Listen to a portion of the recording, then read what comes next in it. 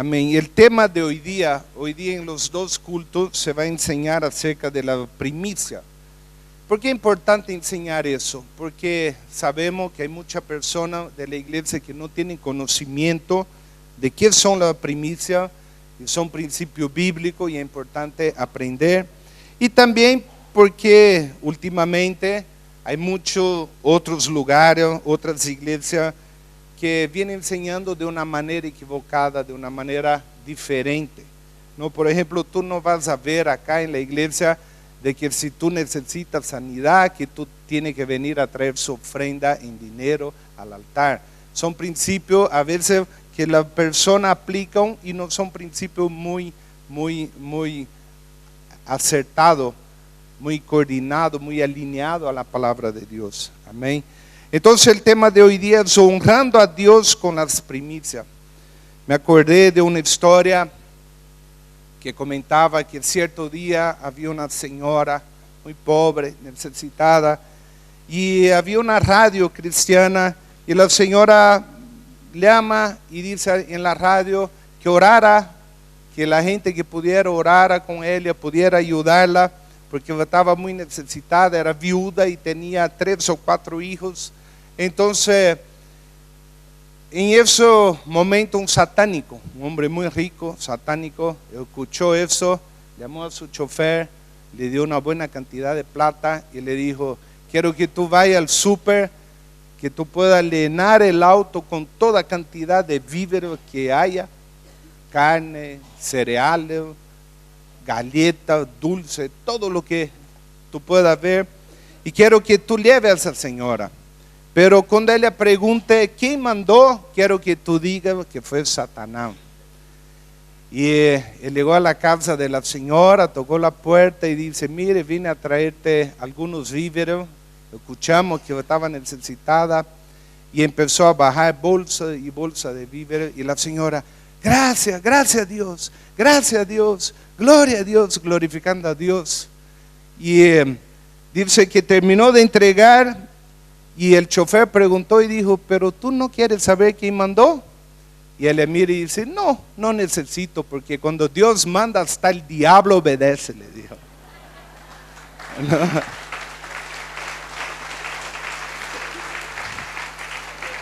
Entonces la palabra así, cuando habla de principios bíblicos, son principios que Dios puso para que todo vaya bien. Y hay un principio y un patrón específico para la palabra de Dios que creo que es básico y fundamental para que la manifestación de la promesa y provisión de Dios ocurra en nuestra vida. Yo estoy hablando del principio de las primicias, conocido en hebreo como Yom HaBikurim, la fiesta de la primicia. Celebra y reconoce la mano de Dios de bendición y provisión sobre su pueblo. La ofrenda de primicia es vista desde tan temprano como en tiempos de Caín y Abel. Y no es coincidencia que nosotros habíamos el ministerio de primicia, que en la iglesia había solicitado a la iglesia, el pastor Rolando, un día para que se explique eso a la iglesia, para que se entienda qué son las primicias. Y cuando el pastor Roberto estuvo analizando, porque él va a predicar ese tema en la noche, y esa semana me dijo: mire qué interesante que en el calendario judío mañana lunes empieza esta fiesta de la primicia. Esa fiesta de la primicia es la segunda fiesta más nombrada en toda la Biblia después de la Pascua. Después de la fiesta de la Pascua es la segunda fiesta más nombrada en la Biblia. Y no es casualidad, yo no tenía idea que los judíos empezaban a celebrar esa fiesta mañana, y de mañana hasta el sábado la celebran, hasta el viernes.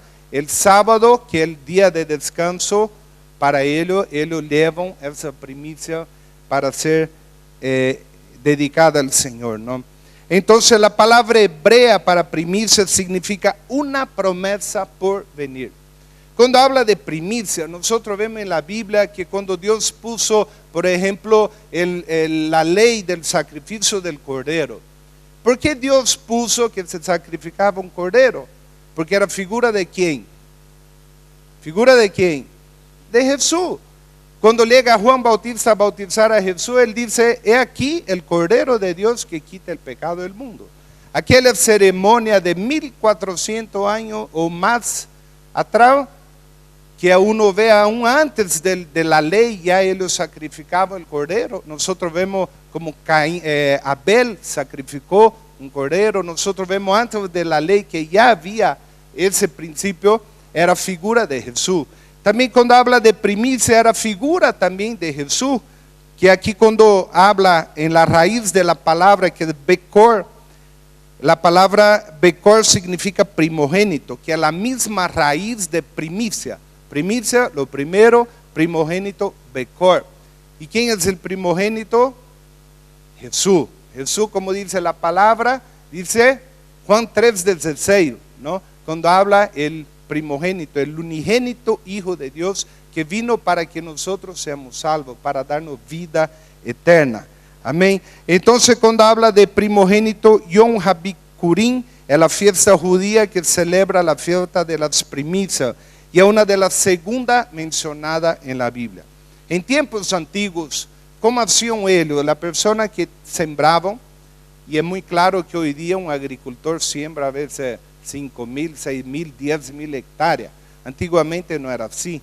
Antiguamente sembraba una cantidad menor porque toda era cosechada a mano, ¿no? Entonces no se podía decir sembrar 1,000 hectáreas. Cada familia sembraba una cantidad. ¿Y ellos qué hacían? Ellos amarraban, ellos miraban el trigo, por ejemplo, y lo primero trigo que botaban su mazorca, ellos amarraban eso con una cinta, ya sabían que eso estaba apartado para traer como primicia al Señor. Ese principio de primicia no estaba limitado a la vegetación, sale en toda la palabra y trata sobre todas las primicias. Abra su Biblia ahí en Levíticos capítulo 23, del versículo 10 al 14. Levíticos 23, del 10 al 14.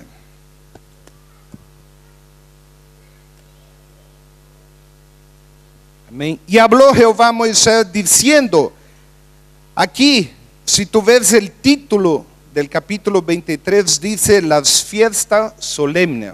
En todo el capítulo, tú puedes leer después con tiempo, un poco largo, pero habla de algunas fiestas que el Señor había ordenado que el pueblo las celebrara.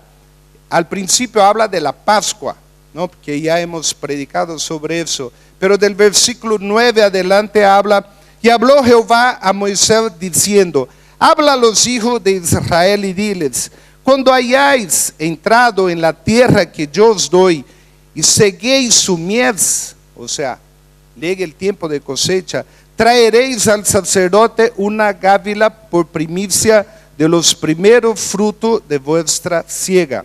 El sacerdote mecerá la gávila delante de Jehová para que seáis aceptos el día siguiente del día de reposo, la mecerá.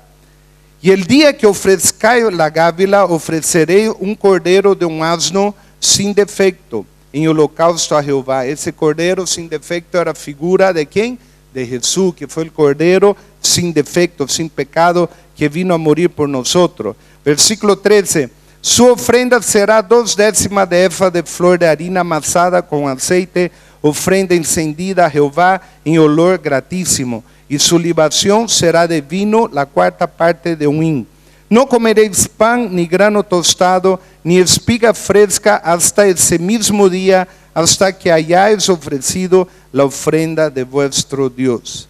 Entonces aquí nosotros vemos, habla de esa ofrenda que llevaban como primicia al Señor.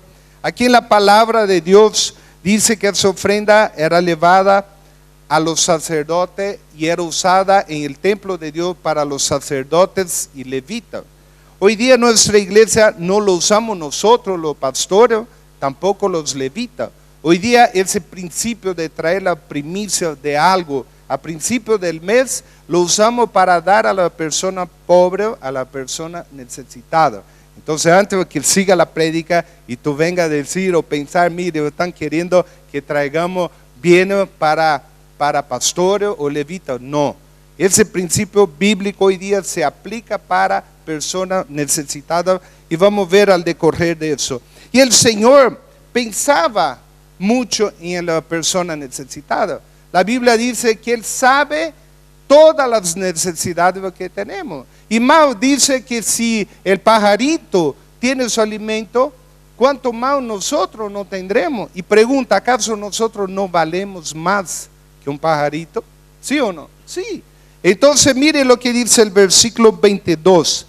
Cuando segareis la mies de vuestra tierra, no segaréis hasta el último rincón de ella, ni espigará tu siega. Para el pobre y para el extranjero la dejarás. Yo, Jehová, vuestro Dios. Mire lo que habla un poquito atrás, Levíticos 19, versículo 9 y 10. Dice, cuando siegue la mies de tu tierra, no segarás hasta el último rincón de ella, ni espigará tu tierra segada, y no rebuscará tu viña, ni recogerás el fruto caído de tu viña. Para el pobre y para el extranjero lo dejará. Yo, Jehová, vuestro Dios. Mi padre, nunca le pregunté si él conocía ese principio, así al pie de la letra, pero me acuerdo aún desde niño, más o menos la edad de Mateo. Mi padre tenía una hacienda muy cerca del pueblo, como a 4 kilómetros del pueblo, y de la hacienda se podía ver el pueblo así hacia abajo. Y me acuerdo una vez, como a la edad de Mateo, 8 años más o menos, yo estaba de ida con mi padre a la hacienda y yo miré que había gente ahí, bastante gente alzando la mazorca de maíz que habían caído. Y yo le pregunté, papi, mira, entraron a sacar el maíz caído, ¿te pidieron permiso? No, me dice. ¿Y tú no le vas a decir nada? No, hijo, ellos necesitan eso, que ellos saquen. Y siempre el maíz, el que siembra sabe que donde la cosechadora hace la vuelta, ahí generalmente cae bastante mazorca, ¿no? Y también vi eso acá en Bolivia, cuando nosotros llegamos, a veces daba viento, a veces caía la mazorca y mucha gente usaba, pagaba gente para alzar eso, y mi padre siempre decía, mire, hay gente, iba gente del pueblo cerca a alzar eso, iban con carroza de caballo, y nunca se preocupó, porque hay un principio bíblico que dice, cuando coseche, no recoja todo, deje también para los pobres. Entonces el Señor también se preocupaba de los pobres, ¿no? Entonces veamos lo que dice Éxodo 13, versículo 11 y 13. Y cuando Jehová te haya metido en la tierra del cananeo, como te ha jurado a ti y a tus padres, y cuando te lo hubiere dado, dedicarás a Jehová todo aquel que abriere matriz. Y asimismo todo primer nacido de tus animales, los machos serán de Jehová. Mas todo primogénito de asno redimirá. Sustituyéndolo, redimirá significa sustituir por otra cosa. Cuando habla en la palabra que el Señor Jesús redimió nuestro pecado, ¿qué significa? Nosotros teníamos que pagar, pero Él redimió. Él fue el sustituto en tu lugar y en mi lugar. Entonces aquí dice, redimirá con un cordero, y si no lo redimiera, quebrará su cerviz. También redimirás al primogénito de tus hijos. Entonces nosotros vemos en la palabra que Dios siempre buscó lo primero. Dios no quiere ser segundo, no quiere ser tercero. Cuando habla en la palabra dice, me adorarás con todo tu corazón, con toda tu alma, con toda tu mente, con todas tus fuerzas. El Señor siempre quiso el primer lugar.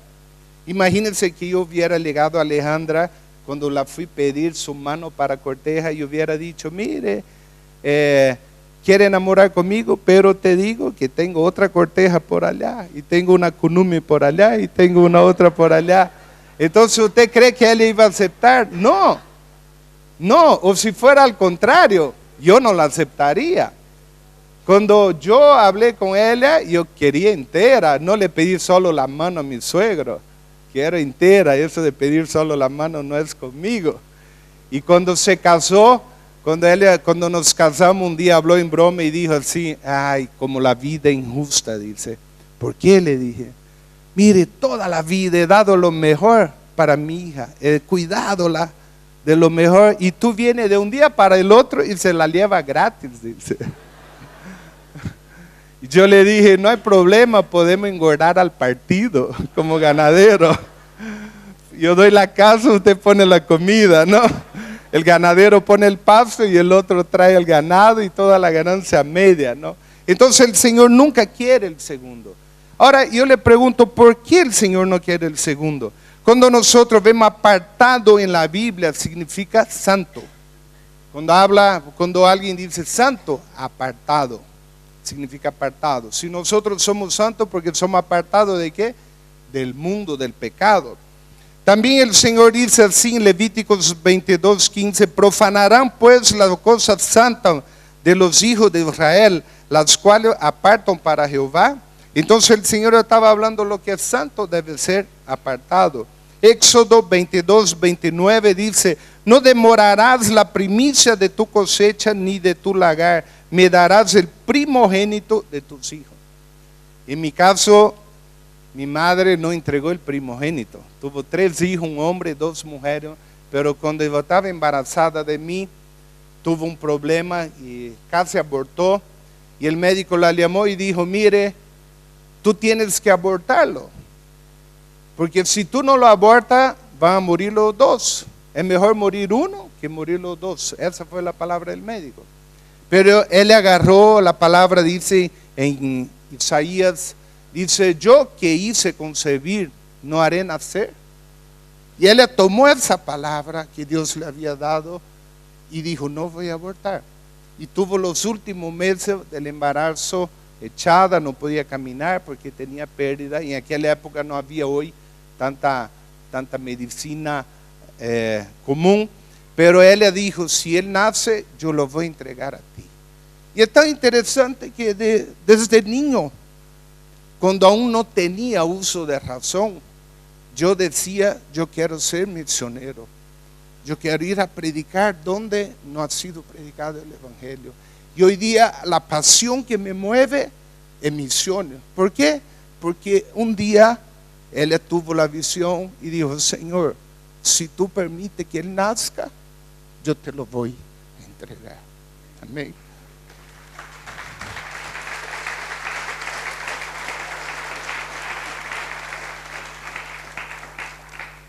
Amén. Nosotros vemos en Nehemías 10, 35 y 37 que aún en el medio de la reconstrucción de la ciudad destruida, Nehemías guardó ese modelo de guardar la primicia, de dar la ofrenda y todo lo que el Señor decía, ¿no? También la palabra dice en Proverbios 3, 9 y 10, honra a Jehová con tus bienes y con las primicias de todos tus frutos, y serán llenos tus graneros con abundancia, y tus lagares rebosarán de mosto. Proverbios 3, 9 y 10. Lo que yo hablo aquí, en ese momento también, no es para glorificar, pero el pastor Charles sabe muy bien, cuando mi padre llegó a un pueblo a trabajar con agricultura, y luego de ese pueblo no había ninguna iglesia evangélica en el pueblo. El pueblo tenía más o menos de 800 a 1000 habitantes y no existía una iglesia evangélica. Y mi madre empezó a hacer cultito de niños abajo de un árbol de mora, ¿no? Entonces era una casa alquilada. De ahí él hizo su casa de madera, tenía solo 2 cuartos. Era un cuarto, mi padre y mi madre, y el otro los 4 hermanos. Y en la casa de madera, con gotera, con la fresta en la madera, que todo el mundo sabe, quien conoce casa de madera, ¿no? Entonces, y me acuerdo él fue el primer sembrador de soya que hubo en el pueblo. La primera cosecha que él tuvo de soya, que fue en aquella época se pagaba muchísimo, ¿no? La primera cosecha que él tuvo, él fue y construyó el templo de la iglesia solo. Y mucha gente preguntaba, ¿y por qué no hacer tu casa primero? ¿Por qué hiciste la iglesia primero? Tú conociste la iglesia, el tamaño y todo, ¿no? Entonces, y él nunca decía el por qué, él sabía que era para el Señor. Después tardó como 4 o 5 años para que él pudiera construir su casa. Y Dios lo ha bendecido de gran manera, ¿no? Entonces, Dios dejó en su palabra la fórmula para que seamos prosperados. Aquí hoy día hay mucha doctrina de la prosperidad y está a veces muy desalineada la palabra de Dios. Por eso si tú ves en la iglesia, esa doctrina es bien respetada, es bien predicada, bajo los principios bíblicos. Si tú necesitas sanidad, nadie va a decir que tú venga a traer una ofrenda para que seas sanado. Entonces Dios va a traer sanidad. Ahora muchos traen después como gratitud, ¿no? Entonces Dios dejó esos principios para que seamos prosperados, para que alcancemos la provisión que Él tiene para nosotros, sus hijos, y que también de esa forma su obra crezca y se fortalezca. Y esos principios a través de diezmo, ofrenda y primicia. Pero hoy día vamos a enfocar en el tema de primicia para que tú entiendas qué significa, ¿no? ¿Qué son las primicias? Fue la primera relación que tuvo el hombre con Dios. Luego de recibir lo que la tierra le daba, reconocía la soberanía de Dios, trayéndole lo primero y lo mejor de ella. ¿Por qué? La pregunta, ¿alguna vez se preguntaron por qué Dios instituyó de que nosotros tengamos que dar el diezmo, ofrenda, primicia? ¿Dios necesita de tu dinero? ¿Sí o no? No. Dios puede hacer caer un diamante del cielo en el patio de la iglesia y con eso cubrir todas las necesidades, mandar misioneros al mundo entero. ¿Puede o no puede? Puede, pero ¿por qué no lo hace? ¿Por qué Dios no hace eso? Porque el primero que iba a decir que es injusto es Satanás. Satanás iba a llegar y decir, claro, pues así no vale. Así no vale, dice, ¿no? Así es injusto. Entonces por eso es que Dios instituyó a su propio pueblo de dar la parte, ¿no? Entonces, por ejemplo, el diezmo es 10% de lo que gano. Si yo compré un terreno, hice una casa y vendo la casa, calculo cuánto fue lo gasto, del valor de la venta disminuye el valor del terreno y cuánto gasté y la diferencia doy el 10%. Eso es el diezmo. El Señor puso así, ¿para qué? Para que nosotros en primer lugar aprendamos a ser agradecidos. En Brasil hay una costumbre, en pueblos chicos, en pueblos grandes ya no existe, que cuando algún vecino lleva, por ejemplo, un pedazo de queque al otro vecino que hizo, ese vecino que recibió tarda a veces una semana, 2 semanas con el plato en su casa, pero lo devuelve lleno, nunca lo devuelve vacío. Yo le he visto a mi madre hacer eso miles de veces y siempre era el primero en ver qué es lo que vino de rico ahí para poder comer, ¿no? Entonces, ¿por qué? Por gratitud, por gratitud. El segundo principio, ¿por qué Dios hizo eso? Porque cuando nosotros hacemos eso, somos vacunados contra la avaricia. ¿Qué es la vacuna? Cuando uno pone una vacuna son, por ejemplo, sea la vacuna contra tuberculosis o contra cualquier otra enfermedad, hay agentes muertos o debilitados y eso se pone en el cuerpo de la persona para producir inmunidad. Cuando yo empiezo a diezmar, ofrendar y confiar en la palabra de Dios, yo soy vacunado contra la avaricia. Soy vacunado contra el deseo de querer tener más y más y más. Porque en fin, yo tengo varios amalgamas en mis dientes de fierro para que no se fregue. En fin, cuando vayamos al cielo, ni eso lo vamos a llevar. Ni eso. La Biblia dice que nuestros cuerpos serán transformados. Amén. Entonces, la vacuna, cuando nosotros hacemos eso, somos vacunados contra la avaricia. En Hebreos 7, mire lo que dice, 7 versículo 5. Ciertamente los que de entre los hijos de Leví reciben el sacerdocio, tienen mandamiento de tomar del pueblo los diezmos según la ley, es decir, de sus hermanos. Y sigue diciendo que cuando nosotros hacemos eso, el Señor lo recibe allá en el cielo. Entonces hay un mandamiento bíblico de que en todas las iglesias se pida un diezmo. Muchas personas dicen, no, en la iglesia que yo iba antes no pedía un diezmo, pedía un limosna. Está mal. El principio bíblico dice, tiene mandamiento de tomar los diezmos. También cuando nosotros cumplimos con eso, demostramos que tenemos fe en la sobreabundante provisión de Dios. Les repito, aprendemos a tener fe en la abundante provisión de Dios. Alejandra sabe muy bien, Pastor Charlie acompañó una época en mi vida que la empresa que tenía mi padre pasó por problemas graves Y llegó un momento en que yo con Alejandra llegaba, el día de hoy tenía la factura de agua y luz para pagar en 2 o 3 días y la iban a cortar y no tenía ni para comprar la leche al otro día. Y nosotros hemos visto cómo Dios ha proveído de maneras increíbles.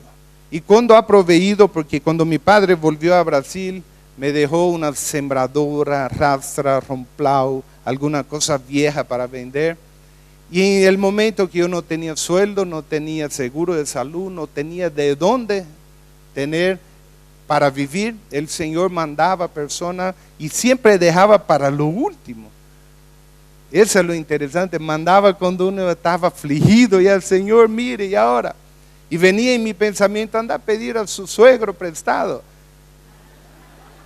Después de eso, muchas veces me prestó dinero, pero cuando yo sabía que iba a recibir para devolver, pero en esa época y es testigo que nunca le pedí prestado. ¿Por qué? Porque me ponía a orar y decía, Señor, aquí entre tú y yo. ¿Y sabe qué? Muchas veces llegó esos días que no tenía y al otro día me llamaba alguien. Le voy a contar un ejemplo que es el más raro de todos. Hay una marca de tractor fabricada en Brasil que ya dejaron de fabricar. Sergio conoce en Gesa, y tenía una caja, una corona de un tractor de eso en una autoventa por la doble vía La Guardia. Y eso es la cosa más rara que usted puede vender. O sea, alguien que necesite de eso y que te pueda ubicar ahí. Entonces, un día me llama el tipo y dice, mire, pasé por la autoventa, vi que tenía una corona y yo justamente necesito esa corona. Y me llama y dice, ¿cuánto pide? Pido tanto. ¿Te doy menos? No, pido tanto. Ya me dice, fue y pagó. En todo ese momento, cuando tenía deuda millonaria, digo millonaria porque era un millonario, las deudas que teníamos que pagar y arreglar de la hacienda, en todo ese momento yo puse el principio. En la época yo no lo entendía aún. ¿Por qué, Señor, el diezmo? Pero lo voy a hacer. Y cuando llegaba lo hacía. Vendía algo que a veces era $5,000, $6,000 y daba el diezmo pensando, tengo millones para pagar, pero Dios va a ser fiel. Y tardó como 4 años para hacer todo el proceso ese y terminamos vendiendo hacienda, vendiendo terreno, vendiendo cosas y pagamos todas las deudas. Mi padre fue uno de los únicos brasileños, no digo fue el único, que quizá haya otro que hayan volvido a Brasil en esa época de crisis sin deber nada. Y hoy día él vive allá también y él dice, una vez llegó a mí y me dijo, hijo, no se necesita mucho para vivir, me dice. No se necesitan millones para vivir. Y hoy día otra cosa que él me dice, yo no deudo ni una caja no quedo debiendo ni una caja de fósforo en la venta, dice. ¿Por qué? Porque aprendió a confiar en Dios. Entonces Dios es fiel. Cuando nosotros cumplimos su principio, Él es fiel. ¿Usted cree que Dios es hombre para mentir? No, la Biblia lo dice así, Dios no es hombre para mentir. Entonces Dios es fiel. También cuando Dios instituyó su principio, era símbolo de que nada es nuestro, todo pertenece a Él.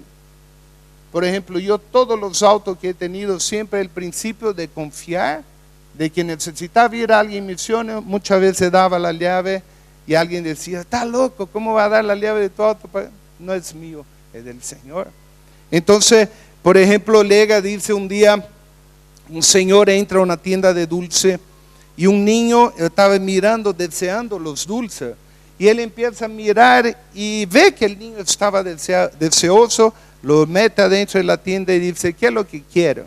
Imagínese usted ahora, el único lugar que conozca así en Santa Cruz es Manjar de Oro, ¿no? Tú llegas con una canastita y vas metiendo todo lo que quiera. Imagínense llegar a un niño pobre con deseo y darle una canasta, llevarlo a Manjar de Oro y decir, saque todo lo que tú quieras.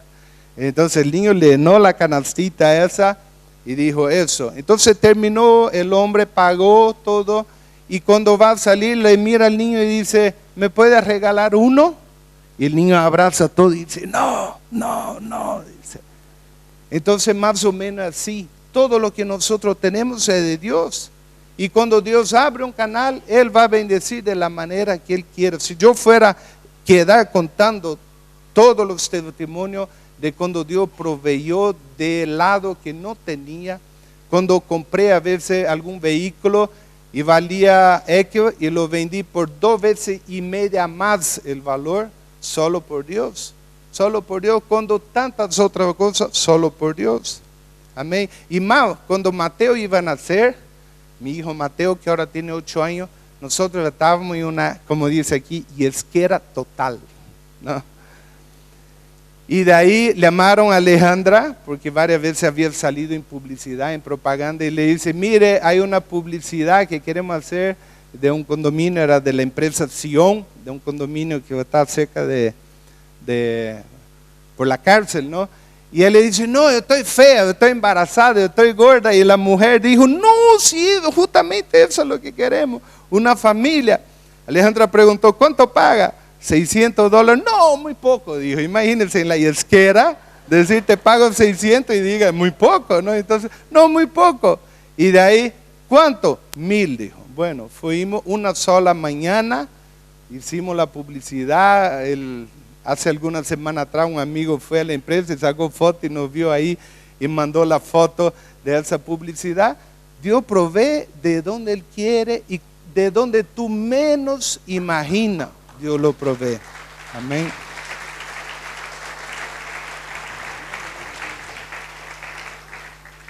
Amén. Entonces, nosotros vemos algunos ejemplos en la Biblia de personas que dieron primicia. Ana fue que dedicó, él era estéril y dijo, Señor, si tú me bendices con un hijo, yo te lo daré. Y lo hizo con Samuel, que fue un gran profeta, ¿no? También una viuda, cuando llegó Elías y él estaba ya por morir de hambre, y Elías dice, mire, ¿me puede dar agua? Y él dice, ya. Y él dice, no, también invíteme pan. Y él dice, mire, yo tengo la última porción de pan para hacer, y después de comer ese pan voy a esperar la muerte con mi hijo. Y él dice, mire, hágalo y Dios va a proveer. Y él le obedeció, y dice que nunca, jamás faltó la harina y el aceite con esa viuda. También en 2 Reyes hay el primer ejemplo de multiplicación de pan en la Biblia. Antes de preparar ese tema yo no sabía, yo pensaba que Jesús había hecho la primera multiplicación de pan. Pero aquí dice 2 Reyes 4, 42 a 44. Vino entonces un hombre de Baal Salisa, el cual trajo al varón de Dios panes de primicia, 20 panes de cebada y trigo nuevo en su espiga. Él estaba cumpliendo ¿con qué?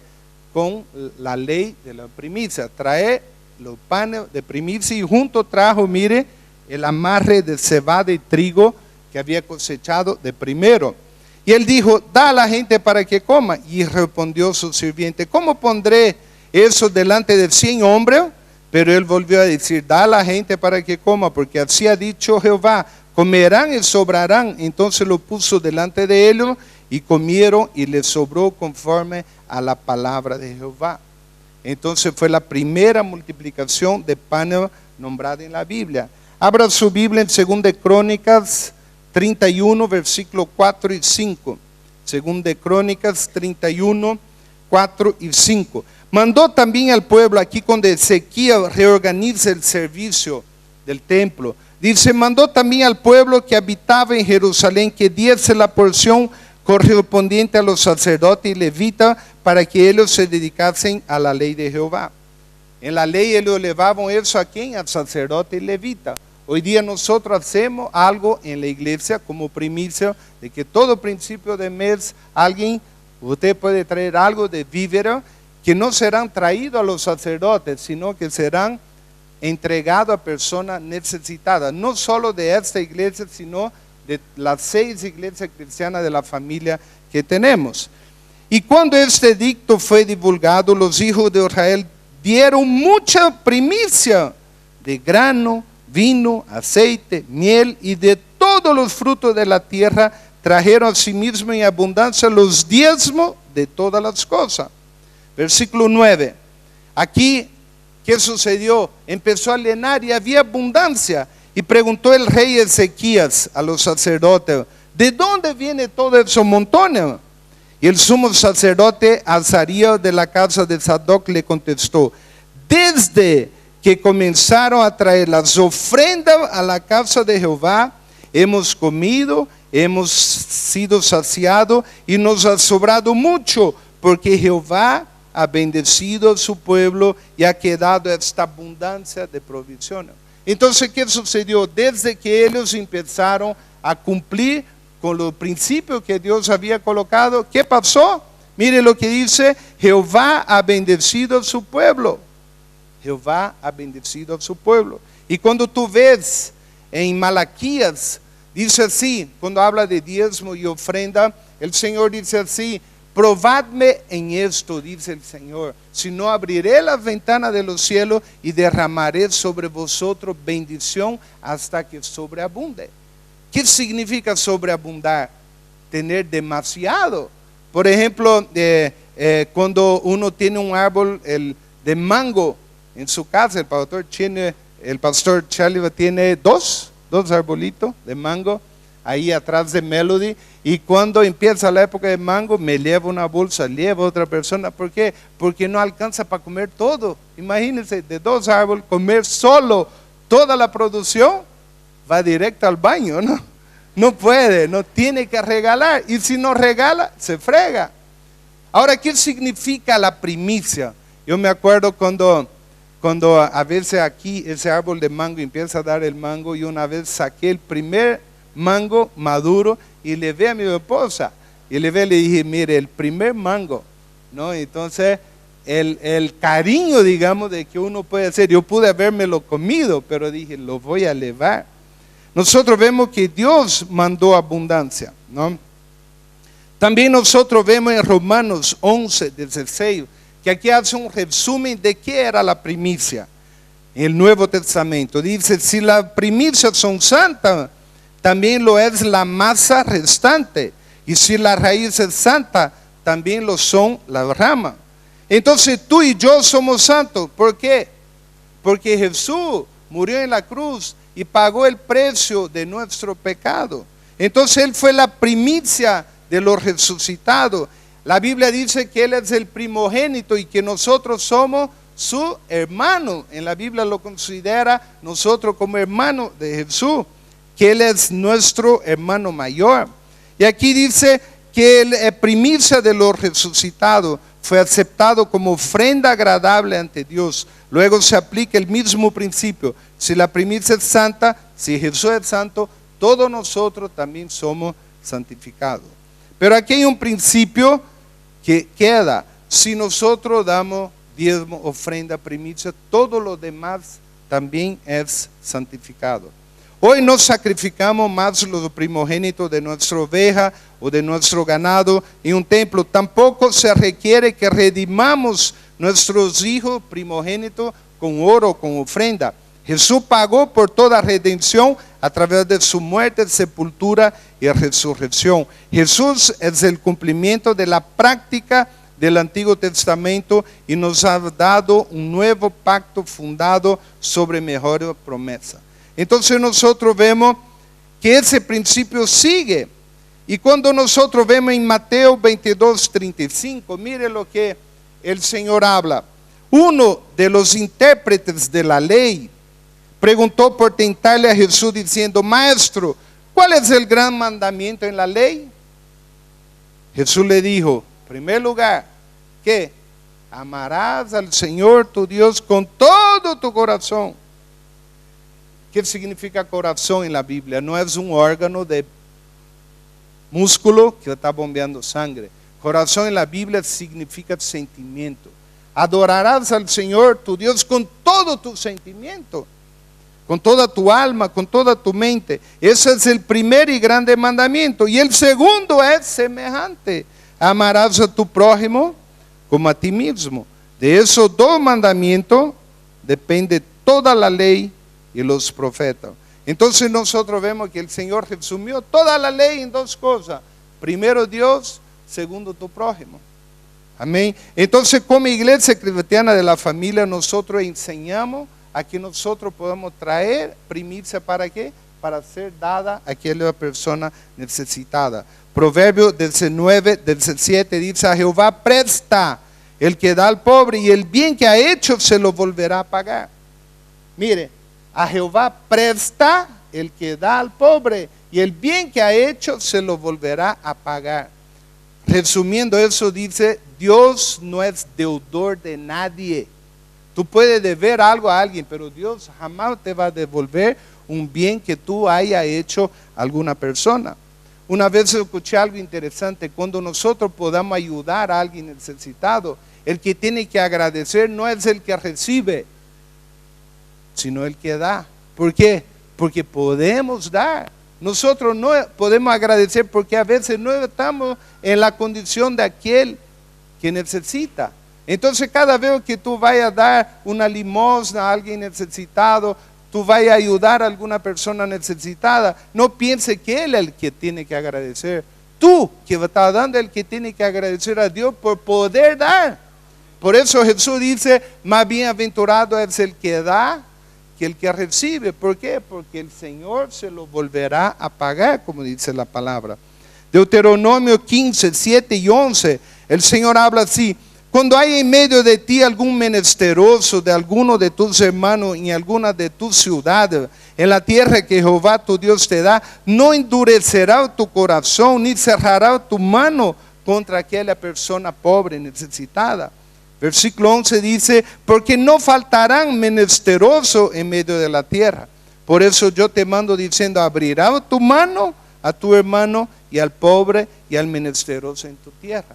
¿Por qué el Señor mandó eso? Para que nosotros aprendamos a ser generosos, dadores y tener un corazón como Él tiene. Jesús, cuando vino, yo digo, fue el mayor misionero de todos los tiempos. ¿Por qué? Porque Él dejó su trono, su comodidad, los ángeles que le servían y adoraban, y vino no para servir, no para ser servido, sino para servir y dar su vida en rescate de nosotros. No nació en una cuna de oro. Nació, cuando hablo hoy día, pesebre, muy lindo. Ay, el pesebre, qué lindo. ¿Sabe qué? Es el corral. Vaya al corral, todos los ganaderos sabemos cómo huele un corral. Ahí nació. Ahí fue donde lo mandaron a Jesús. Y para terminar, mire lo que dice el Señor en San Mateo 25. Quiero llamar a los levitas que pasen adelante.